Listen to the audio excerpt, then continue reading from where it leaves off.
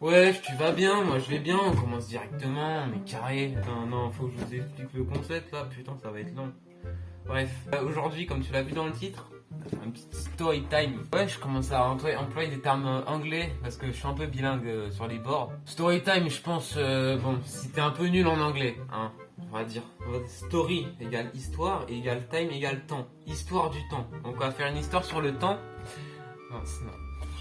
Vanne, j'ai envie d'annuler cette vanne, mais j'aurais la flemme de cut au montage, donc flemme. Storytime, tu l'as compris, c'est pas une histoire du temps, c'est une histoire de moi. Alors, il y a récemment, hein, c'est une histoire qui m'est arrivée récemment, je vais vous la raconter au long de cette vidéo. C'est pas une vidéo très intéressante, hein, très clairement, mais tu peux quand même lâcher ton petit pouce bleu, hein, ton petit pouce bleu qui me ferait extrêmement plaisir, ton abonnement.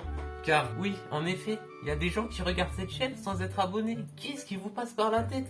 Si tu regardes cette chaîne, déjà, c'est que t'es pas tombé au bon endroit. C'est que c'est vraiment t'as cherché pour venir ici. Donc tu t'abonnes. T'es pas venu pour rien au moins. Tu t'abonnes et tu repars avec quelque chose. Voilà. Sur ce, on est parti. On est carré dans l'axe. Bon, je vous remets dans le contexte. Ça doit faire là, au moment où je tourne cette vidéo, ça doit faire 1 ou 2 semaines que ça s'est arrivé. J'étais pas tout seul, j'étais avec quelqu'un que vous connaissez très bien, c'est Mister E. Big up à toi, allez vous abonner, bref. Faut savoir qu'on habite dans la même ville, donc on sort très souvent pour faire un peu de vélo, tu vois. On se dégourdit les jambes. Voilà, quoi, on est jeunes, on fait des conneries. Voilà. Du coup, on part en vélo. Déjà, il fait pas très beau. Faut savoir qu'il y a des nuages noirs, mais on est con. Du coup, on sort quand même. Dès que je sors, moi, le temps me met un coup de pression. Il y a une mini averse de 1 minute, 2 minutes. C'est pas grave, on sort quand même. Du coup, on sort. Mister E. 30 secondes même pas. Il y a de la grêle. De la grêle, non mais. Et pas de la petite grêle, des petites boules blanches par-ci par-là. Non, une vraie tempête. Les nuages, ils avaient de la grêle en stock, ils les ont lâchés comme ça. Voilà. Et tout est tombé sur nous. Évidemment, on est con mais on est intelligent. On s'est mis derrière un mur, pas de préau, hein, juste un mur. Du coup, on attend que ça passe, 5-10 minutes. C'est très long pour une tempête de grêle. Et on n'était pas encore loin de chez nous. Donc à partir de ce moment, on aurait pu rentrer. À partir de ce moment, c'est là où on s'est foutu dans la merde. C'est que j'ai dit à Mister E, viens on continue. Parce que moi, j'étais tout seul chez moi, je me faisais chier. Donc j'avais envie de sortir. Du coup, j'avais pas envie de rentrer. Et une fois que c'est parti, on est allé parce qu'il devait me montrer un endroit qu'il avait trouvé récemment. Donc, il m'a emmené, mais faut savoir que moi, je croyais que c'était vraiment un endroit où on y allait aller facilement. Très mauvaise intuition de ma part, hein, car faut savoir qu'on y a pris 3 heures pour y aller. 3 heures, c'est assez long, sachant que c'était pour faire quoi, même pas 5 km. 3 heures, 5 km. Je te laisse faire le calcul, V égale D sur T, enfin bref. Soit, je continue. Nous arrivons dans la ville voisine où se situe le lieu, le spot. Et il faut traverser un petit chemin de terre. Donc on doit traverser, qui fait 1 km 500 à peu près. Donc à partir de ce moment-là, il fait nuage noir, mais il pleut pas.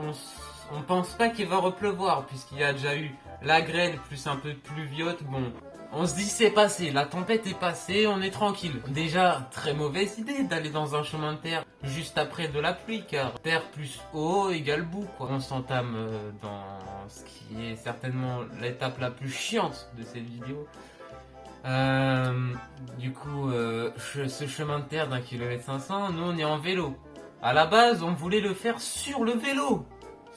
On a fait même pas 30 mètres sur le vélo. La boue, donc il y avait de la boue sur le chemin. Évidemment, elle va sur nos vélos, donc ça bloque nos vélos. Au bout d'un moment, il y avait tout ça de couches de terre sur nos roues. Donc, très difficile d'avancer avec ces conditions. Sachant qu'en plus, la pluie revient. Du coup, on est vraiment mal. Faut savoir qu'à la base, cette pluie, on croyait qu'elle allait nous être bénéfique. Parce que la pluie, on pensait qu'elle allait enlever la boue sur nos roues. Donc, qu'on allait pouvoir avancer. Pas du tout. Pas du tout, ça fait durcir la boue sur nos roues. C'est beau pour vous. Donc, avec Mister E, on se rend pas compte de l'ampleur de la merde dans laquelle on s'est enfoui. Enfoui, le mot est fort. Donc, on continue, on avance tant bien que mal, on fait 5 mètres toutes les 5 minutes. on s'arrête tout le temps pour enlever la boue avec nos mains. Non, vraiment, il n'y avait plus aucune limite. On devait absolument avancer. Et on aurait pu, à la limite, à partir des 30 secondes où on a commencé à galérer, on aurait pu s'arrêter et faire demi-tour. Je voulais absolument voir l'endroit que Mister E voulait me montrer. Alors que vous allez le voir, vous allez voir au fil de la vidéo que c'est pas aussi intéressant que ça. Donc, bref, je reviens à ce que je disais. On avance dans la terre et on était vraiment, faut savoir qu'on tenait nos vélos et on marchait à côté. La boue est vraiment très glissante. Il y avait des flaques d'eau, mais vraiment, on était sur le côté du chemin de terre. Et le chemin de terre, c'était plus de la terre, c'était de l'hydrogène. C'était des molécules d'eau vraiment partout. Sur tout le chemin, c'était de l'eau. On devait vraiment être sur les champs pour marcher. Donc, encore pire, car nos chaussures, on devait les mettre dans les champs pour marcher. Et bah, du coup, ça se retrouve comme nos roues, on avait des talons. Voilà.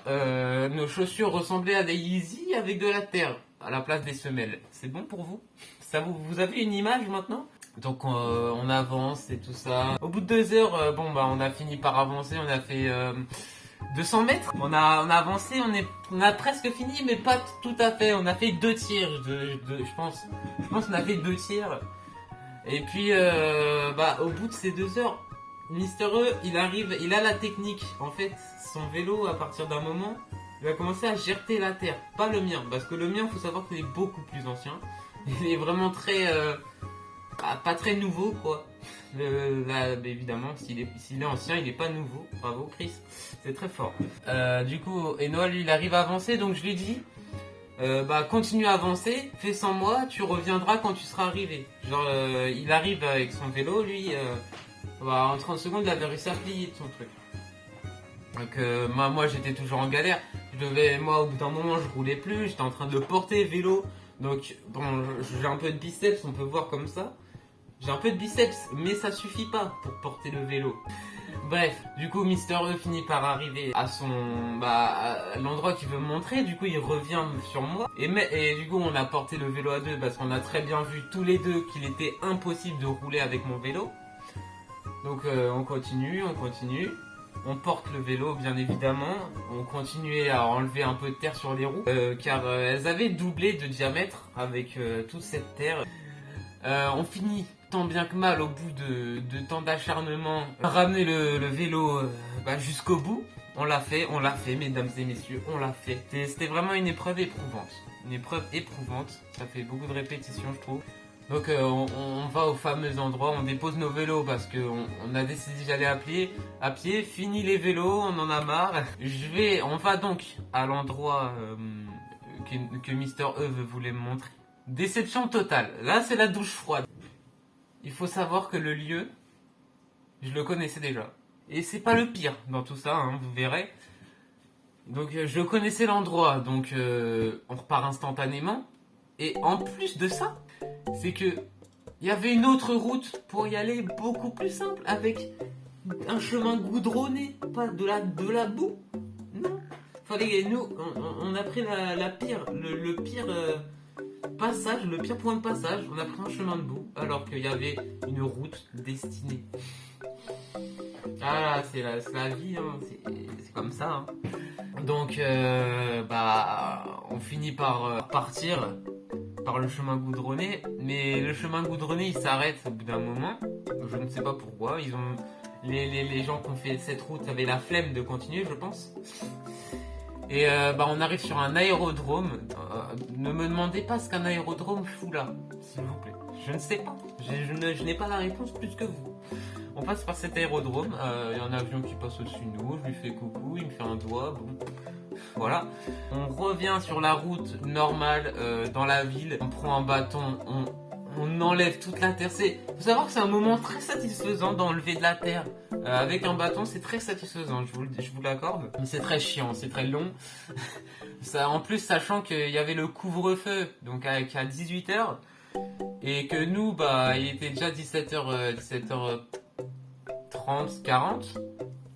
On devait se dépêcher, donc on devait speeder pour essuyer les vélos et rentrer, parce qu'il faut rentrer après. On n'était pas juste à côté de chez nous, quand même, il y avait 15-20 minutes. Donc on devait encore aller plus vite.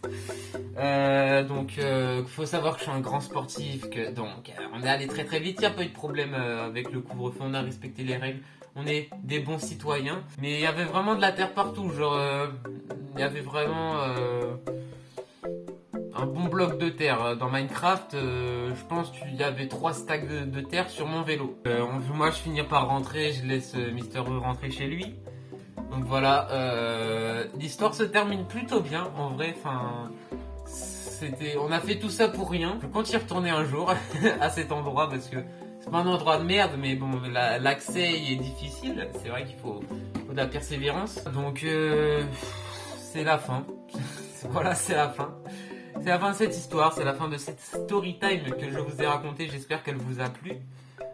Si ça t'a plu, évidemment, je vais pas le répéter 100 fois. Lâche un pouce bleu, hein. Bah oui, c'est la logique, hein. Pouce bleu, abonne-toi et tu peux même mettre un commentaire et partager la vidéo.